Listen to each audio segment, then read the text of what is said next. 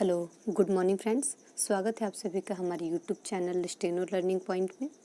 आज का dictation 100 word पर मिनट पर होगा, तो चलिए स्टार्ट करते हैं आज का डिक्टेशन। स्टार्ट। माननीय उपसभाध्यक्ष जी, स्कूल कॉलेजों से हमारे जो छात्र निकलते हैं और तकनीकी संस्थानों से जो छात्र निकलते हैं उनसे बेकारों की फौज ही बढ़ती है।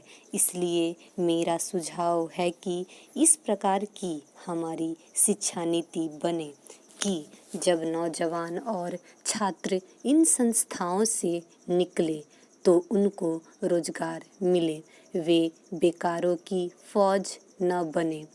तीसरी बात मैं यह कहना चाहता हूँ कि हाल में एक भानु प्रताप सिंह कमेटी बनी थी और उस कमेटी ने कुछ सिफारिशें की थी।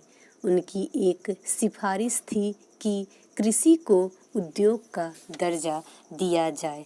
भानु प्रताप सिंह कमेटी के रिपोर्ट पर विचार करके सरकार को जल्दी ही संसद के सामने आना चाहिए और मेरी समझ से कृषि को उद्योग का दर्जा दिया जाए ताकि इस देश में जो बेरोजगारी बढ़ रही है उसे दूर करने में सहायता मिले। मेरा चौथा सुझाव यह है कि हमारे देश में जो लघु उद्योग हैं, कुटीर उद्योग हैं, हथकरघा उद्योग हैं, जिनमें गरीब और गांवों के लोग लगे हुए हैं, उनकी तरफ ध्यान दिया जाए और उनको बढ़ावा दिया जाए। अभी स्थिति यह है कि गांवों में लोगों को रोजगार नहीं मिलता है और इसलिए गांवों से शहरों की तरफ पलायन भी हो रहा है और शहरों में झुग्गी झोपड़ियां बढ़ रही हैं। इसलिए मेरा सुझाव है कि इन उद्योग में जो लोग लगे हुए हैं उनको सहायता देनी चाहिए और उनको इस प्रकार से सहायता दी जानी चाहिए कि इन उद्योगों में वृद्धि हो ताकि ये लोग रोजी रोटी कमा सके और अपने परिवार का भरण पोषण कर सके। बहुत दिनों से यह मांग चल रही है कि जो काम का अधिकार है उसको मौलिक अधिकारों में जोड़ा जाए।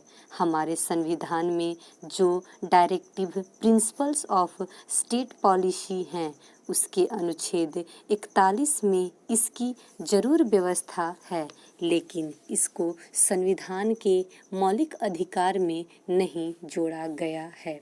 इसलिए मेरा सुझाव है कि इस मांग को सरकार को मान लेना चाहिए और काम के अधिकार को मौलिक अधिकारों में जोड़ना चाहिए। श्रीमान, इस संबंध में जो बात माननीय सदस्य जी अपने विधेयक में प्रस्तुत की है, हो सकता है कि उससे सरकार सहमत न हो, लेकिन उनका जो विधेयक है उसमें दिए प्रावधानों को लेकर सरकार को अपनी नीति स्पष्ट करनी चाहिए।